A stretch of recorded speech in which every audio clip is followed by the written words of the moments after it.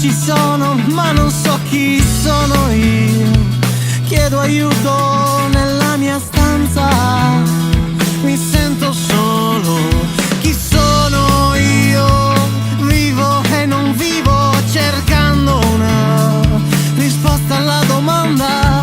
Chi sono io? Credo nel profondo una risposta c'è per farmi stare buono. Chi sono io? Cantante, musicista, scrittore, comico, filosofo, artista.